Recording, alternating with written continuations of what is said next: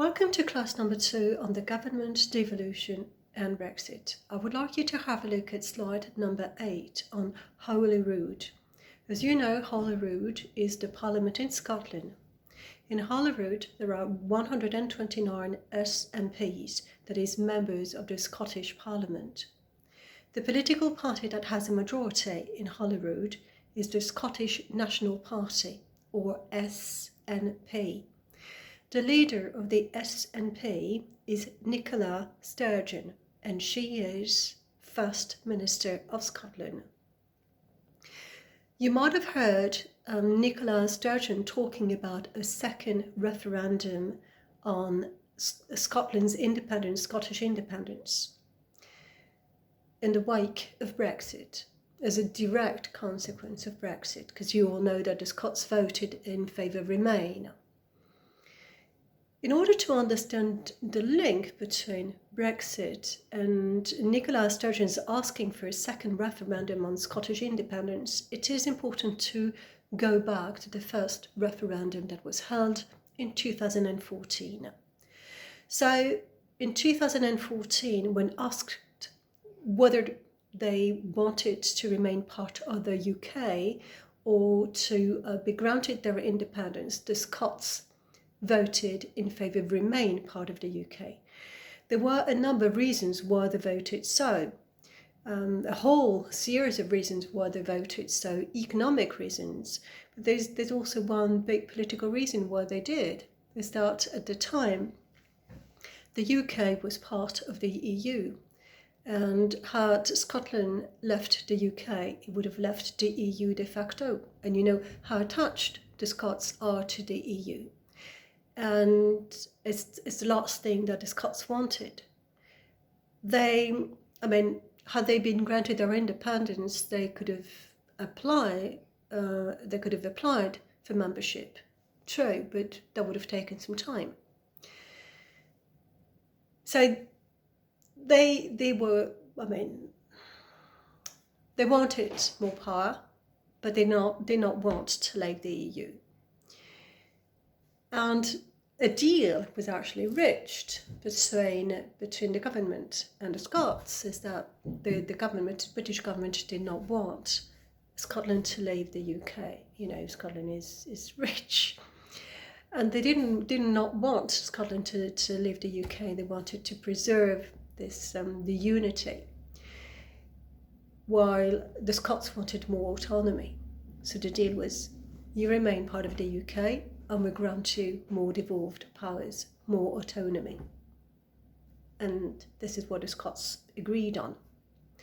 Remain with more autonomy, more devolved powers as a compensation. So everything was fine, everybody was happy, until the referendum on Brexit, and until Brexit won. As you all know, the Scots voted Remain, and so did the Northern Irish. Those who voted Brexit were the English and the Welsh. Brexit was about to show the limits of devolution. There is something to be borne in mind, is that the UK Parliament is sovereign, has prevalence over the Scottish Parliament or the National Assembly in Wales, or the Northern Ireland Assembly. The UK Parliament is sovereign. That is the first thing to be borne in mind. And actually, when on the 31st of January, Boris Johnson agreement reached with Brussels was written into law, that was achieved without the consent of the Scottish Parliament, the National Assembly of Wales, and the Northern Ireland Assembly. They refused consent. But because there is no devolution veto, whatever they refused or granted, that did not change much. The UK Parliament was sovereign, and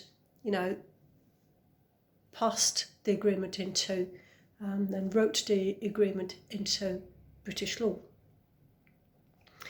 So this is something that is very important: the sovereignty of the British Parliament. There's another thing to understand, is that devolution was made possible because there was the EU. The EU was playing some form of harmonising role. How was harmony achieved, among these four nations, voting locally on a number of topics? How could harmony and how could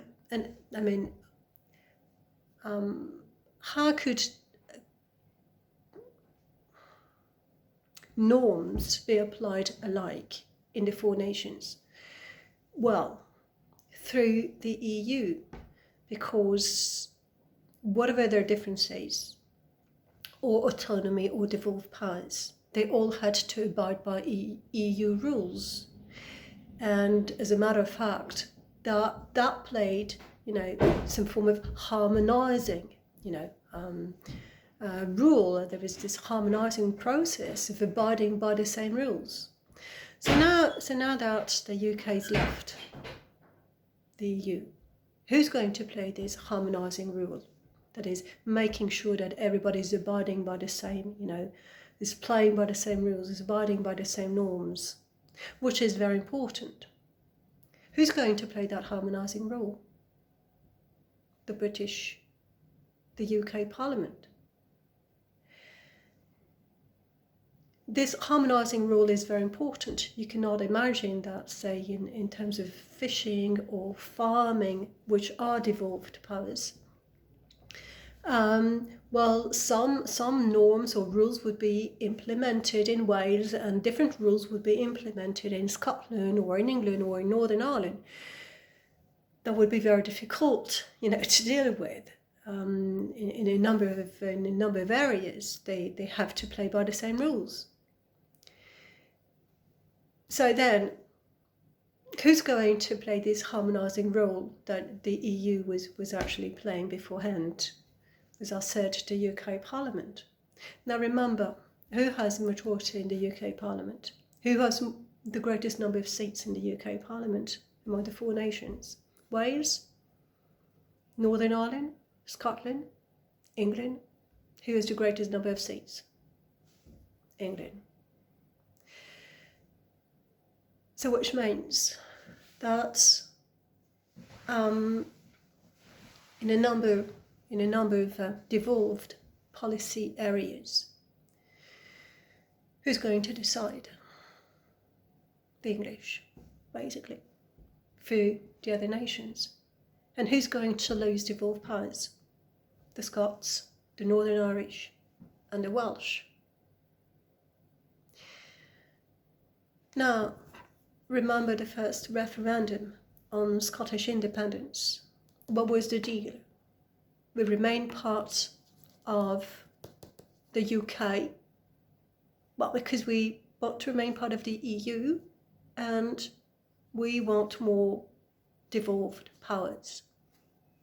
They were granted more devolved powers and they remain part of the EU. Bang. Brexit. Now they're forced to leave the EU. And on top of that, there are talks about losing devolved powers. And they have no constitutional means of opposing these decisions because there is no devolution veto. So you may understand why Nicola Sturgeon is actually asking for a second referendum on Scottish independence. At least as a threat, as a menace, to make sure that Scotland won't lose their devolved powers.